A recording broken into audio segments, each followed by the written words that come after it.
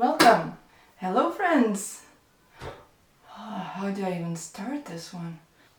My name is Sandra. I'm the person behind Foxy Patterns, and today I welcome you to sew along my first pattern that was released only 2 months ago.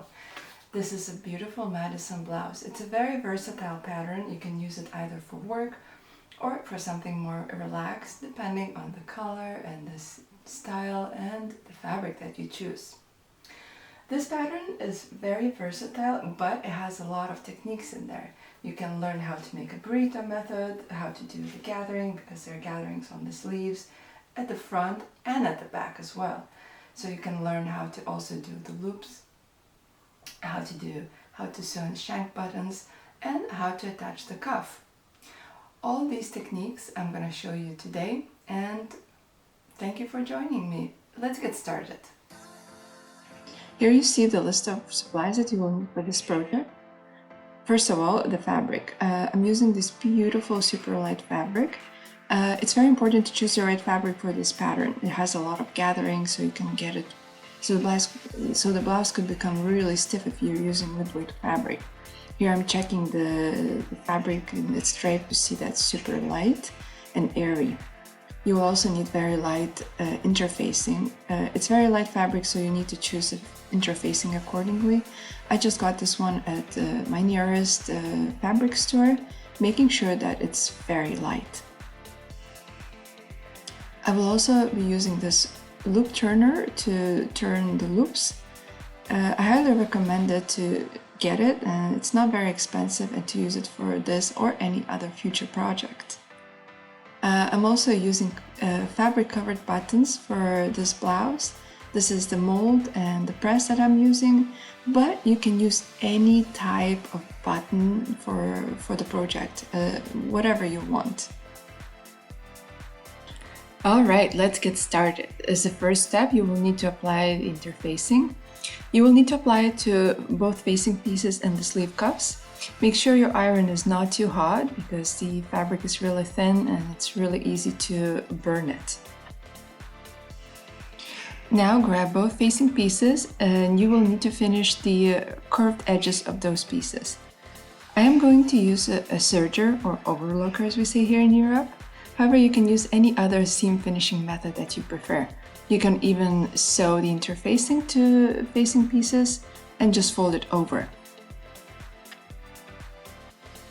Once the raw edges are done, fold 1/4 inch or 0.7 centimeter of seam allowance towards the wrong side of the facing and press them in place. Take the facings to the sewing machine and secure the seam allowance with a straight stitch. Here you see that I stitch over the serged area, so the stitching will not be as visible. However, you can use edge stitch in here as well. And there you have it. Both facings are prepared. Now we will go to the next step, which is making our loops. Grab your button loop pattern piece and make sure it's cut on the bias. Fold it in half, right sides together, and press it. Then take it to the sewing machine and sew as close to the folded edge as possible. That should be somewhere between 1/8 and 1/4 inch, or 3 to 7 millimeters. While thinner loops are more elegant on the garment, it would be much harder to turn them around.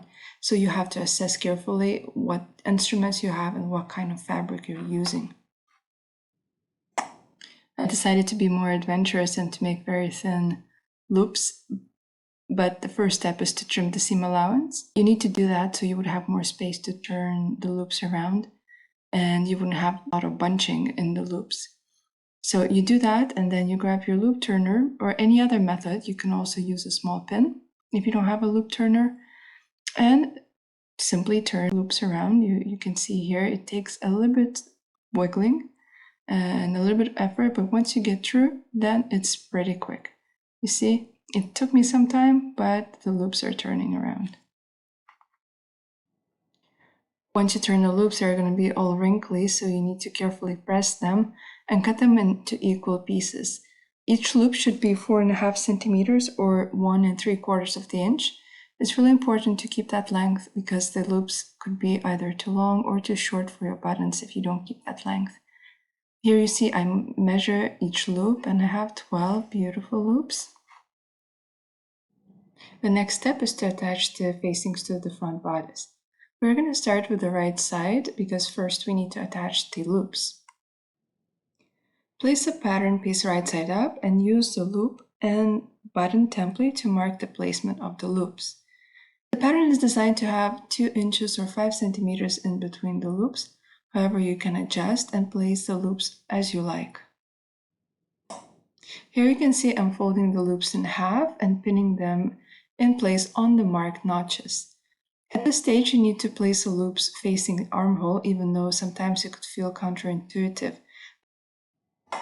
Make sure that you pin all the loops at equal distance from each other, whether it will be 2 inches or 5 centimeters, or whatever distance you choose to your liking. Important to know that after you pin all your loops, you still have at least 4 loops that you will use for the sleeve cuffs. Once all the loops are pinned, take them to the sewing machine and secure them in place within the seam allowances, which is 3/8 of the inch or 1 centimeter. Make sure to remove the pins right before the needle, otherwise you risk to break the needle. You can also tape the loops in place and remove the tape later. Once the loops are secured, grab the right facing and the right front bodice and place them right sides together. Pin the facing in place, aligning the edges. Sometimes thin fabrics tend to be quite slippery and you need to take more care to adjust the edges. Here you can see I'm adjusting and checking whether everything is in place. At this stage, the loops should be sandwiched between the front bodice and the facing. Stitch the facing in place at 3/8 inches or 1 centimeter seam allowance. Open the facing and press the seam allowances towards the facing. The next step would be to do the understitching. I am using edge stitching foot. You don't have to use that, but it helps to ensure the best results. I checked whether seam allowances are really folded towards the facing and carefully stitch along the edge at 1/16 of the inch or 15 millimeters from the edge of the facing. Make sure the loops are folded away and carefully stitch over them. Fold the facing to the wrong side of the front bodice and carefully press. Now grab the left side of the front bodice and the left facing and place them right sides together, pin, align the edges, and sew at 3/8 or 1 centimeter seam allowance. Now this is a very important step. Flip into the seam and cut the corner off, making sure that you don't cut through the stitches. Open the facing and press the seam allowances towards the facing. Now you will also need to do the understitching. When understitching, stop at around 3/4 of the inch or 2 centimeters from the corner and then continue further. You can see how I do that here in a very, very speed up version. And here how the final result looks. Now we will do a lot of gathering. We will start with the front bodices. Grab the front bodice pieces and make sure you mark the notches from the pattern piece. It's really important to do the gathering between the notches. While gathering, go to the sewing machine and increase your stitches to 4.5 and sew 2 straight lines. Make sure you leave long thread so you can pull them. While pulling, grab the bobbin threads and start gathering. How much should you gather? Use the yoke piece to measure the length of the gathering. In this case, you see I still need some more gathering, so adjust accordingly, measure again, and I still need more. So I pull bobbin threads even more, and now it looks perfect. We will do the same on the back piece, and again, make sure you mark the notches on the pattern piece. Sew 2 straight lines as indicated before, and start pulling the bobbin thread. Use the yoke piece here as well to measure the length of the gather, and it's really important to ensure that your gather is very evenly distributed. That will give a very nice finish and will help you to avoid any puckering. The next step would be to attach the yoke to the front bodice. Grab one of the yoke pieces and place it right side up. And grab the bodice pieces and place it wrong side facing the right side of the yoke. That was a mouthful, but it's really important to get the sides right.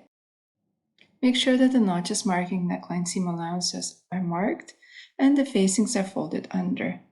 Starting from the marked notch, pin the front bodice and the yoke pieces together and align the edges. Now grab the second yoke piece and place it the right side together with the front bodice. This means that the front bodice is sandwiched between the two yoke pieces. Using the same pins, pin the yoke together with the front bodice and the other yoke. Take everything to the sewing machine and sew at 3/4 inches or 1 centimeter seam allowance. Make sure to stop at the indicated neckline notch. And there you have it, the first part of the yoke is already attached. Now you need to check how the gathering looks, and it's really important to remove the gathering stitches. It could take some time and finicky because you sewed over them, so it's not that easy to remove them, but for clean and clear finish, you should definitely take your time to remove them. The next step is to finish the neckline. To do so, you will first need to pin away the left and the right front bodice pieces. This step is necessary to ensure that the front bodice would not be caught while sewing the neckline. After doing that, fold the yoke right sides together again and pin the neckline together. Once that is done, take everything to the sewing machine and sew a 3/8 inch or 1 centimeter seam allowance. Make sure to align and your sew needle 1/16 with the inch shoulder or 50 stitching. millimeters away from the Stitch seam, carefully making sure over that you catch the neckline making seam sure allowances. that you're not catching Stop the under front stitching bodice around pieces. 2 inches or 5 centimeters Now we away need to from check the how it shoulder turned seam. out. Here I'm checking both sides. I like to use and it all edge seems stitching fine. foot at this step, though it's Then not we necessary. can move on. Fold the yoke right sides And there together you have it, again beautiful and trim the seam finished allowance. neckline. Here you can see I'm clipping into the corner. However, make sure that you don't trim the seam allowances too close to the seam line because it might rip through. The next step is to identify inside and outside yoke. Inside yoke is the one that is on the wrong side of the blouse, while the outside yoke is the one on the right side of the blouse. Then press the seam allowances towards the inside yoke. Grab the inside yoke, the one that's on the wrong side of the blouse. Move outside yoke and the front bodice pieces away.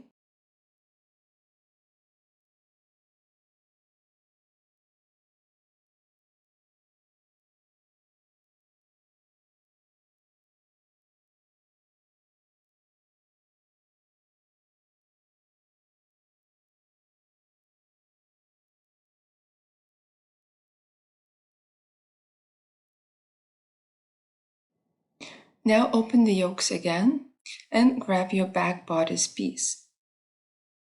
Place the back bodice piece right sides together with the outside of the yoke and pin it in place. At this stage, you don't need to stitch it, but you can hand baste it to give more stability. Now grab the back bodice piece and roll it up as you can see in the video. Then grab the inside yoke and pin it together with the outside yoke. The back bodice will be sandwiched between the two yokes. Pin everything together and there you have it. You have the burrito. Now take everything to the sewing machine and stitch through all 3 layers at 3/8 inches or 1 centimeter seam allowance. The next step is to trim the seam allowances. So you can see here I have already done that. And pull everything through. Take your time to pull everything and you will have everything ready. The next step is to remove the gathering stitch. Usually you will have the lower gathering stitch peeking through. That's why you need to remove it for a nice and clear finish. Carefully press the seams and you're ready for the next step. Now we will finish the side seams. For this pattern I recommend to use French seams. The French seam gives a very nice and clear finish for very lightweight fabrics.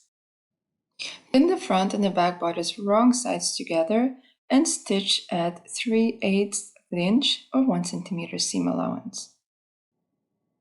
Now trim the seam allowances to 1/8 of the inch or 3 millimeters. The next step would be to press the seam allowances open. Take your time pressing the seam allowances because that is an important step to get a perfect French seam. Once you press the seam allowances open, fold the front and the back bodice right sides together and press the seam allowances again. Once you've done that, take everything to the sewing machine and sew at 1/4 of inch or ½ centimeter seam allowance. And there you have it, beautiful French seam. The next step is to hem the blouse.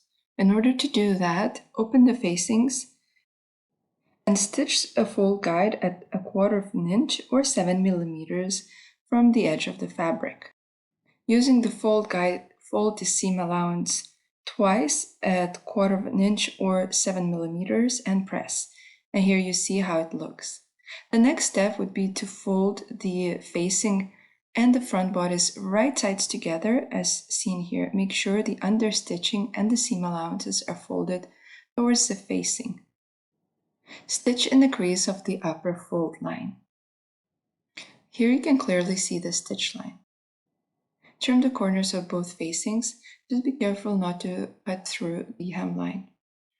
Turn the facing right side out and carefully push the corners out.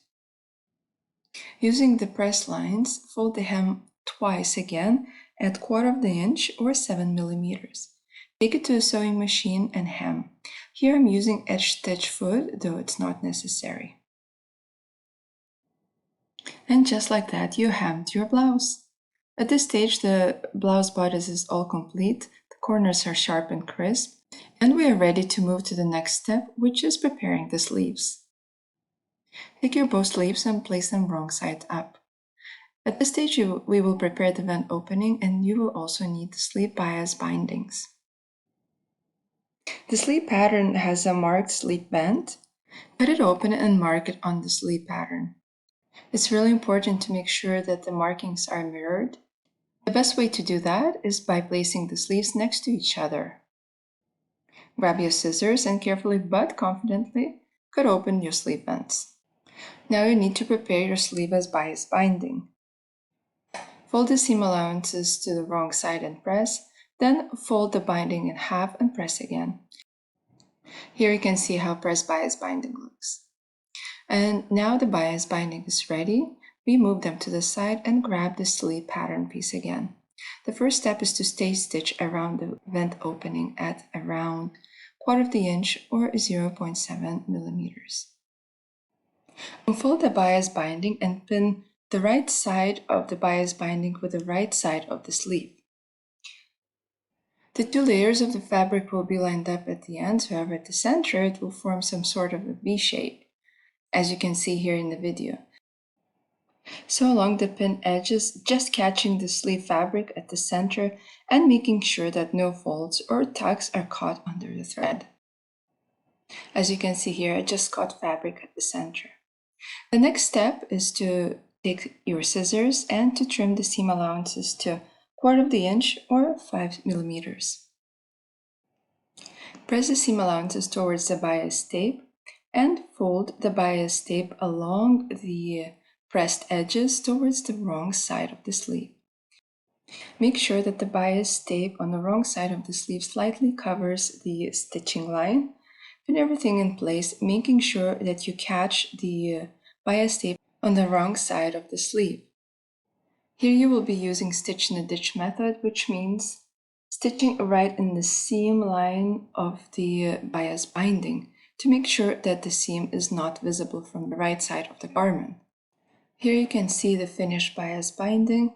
From the wrong side you see that the bias binding was caught by the stitching, and on the right side you don't see a stitching line. Fold the bias binding in half right sides together and backtrack diagonally as you can see in the video. Now this is a very important step. You need to fold the bias binding inwards towards the wrong side of the sleeve as shown in the video. Pin the folded bias binding in place. Now we will do the sleeve gathering. Take the sleeves to the machine, increase the stitch length to 4.5 and stitch 2 straight lines in between marked notches on the sleeve. Take the bobbin threads and pull them. You will adjust the length of the gathering while inserting the sleeve, therefore at this stage you don't need to be super precise. Similar to the side seams, I recommend to finish the sleeves using the French seam. To do so, fold the sleeve in half, wrong sides together, pin the edges, and stitch at 3/8 of the inch or 1 centimeter seam allowance. Trim the seam allowances to 1/8 of an inch or 3 millimeters. Press the seam allowances open, then fold the sleeve to the right side and press the seam allowances again. Sew a 1/4 of the inch or 1/2 centimeter seam allowance. And there you have it, beautiful French seam. The next step would be to prepare the gathering of the sleeve. At this stage we have done that so many times, so it should be very easy. Increase the stitch length to 4.5 and stitch 2 parallel stitches, making sure that the bobbin threads are long. Grab the bobbin threads and start gathering. You can align the gathering based on the length of the sleeve cuff. In this case, you can see that I did too much gathering, so I need to loosen it up. Make sure that the gathering is all aligned, and you're done with all gathering. Now we move on to prepare the cuffs. Grab both of your cuffs and fold the seam allowance of the long edge down. It doesn't matter which side you fold at this stage, as long as you fold one of them and press it. Then fold the cuff in half and press again. Do you remember the loops that we kept for the sleeve cuffs? Now it's time to attach them. Grab the sleeve cuff pattern piece and mark the placement of the loops. It's very important to ensure that the placement of the loop is mirrored on both cuffs. Fold the loops in half and pin them to the cuff in a similar manner as we did with the loops for the front bodice. Take the cuff to the sewing machine and sew at 3/8 of the inch or 1 centimeter seam allowance. Be careful while sewing over the pins. Now fold the cuff right sides together along the fold line and align the edges. The loop should be sandwiched in between the folded cuff edges. Pin the cuff in place, make sure that the seam allowance is still folded under to the wrong side. Take them to the sewing machine and sew the edges at 3/8 of the inch or 1 centimeter seam allowance. You don't see it here on the video, but you need to trim the corners of the cuff off. Turn the cuffs right side out and push the corners out. Grab the sleeve and with the right sides together, pin the unfolded edge of the cuff to the sleeve hem, as you can see in the video. Pin the corners first so you could align the gathering while you pin the rest of the sleeve. Make sure that the left side of the sleeve band binding is folded under. Take everything to the sewing machine and sew at 3/8 of the inch or 1 centimeter seam allowance. Press the seam allowances towards the cuff. Now flip the cuff and fold it towards the wrong side of the sleeve. Flip the cuff towards the wrong side of the sleeve and cover the inside of the exposed cuff seam with a pre-folded cuff edge. The folded cuff edge should overlap the cuff and sleeve seam that we made in the previous step. While I'm not a big fan of hand basting, but at this step I do recommend to hand baste the cuff in place. This will ensure that you will catch the cuff from the wrong side of the garment. Take everything to the sewing machine and stitch in the ditch.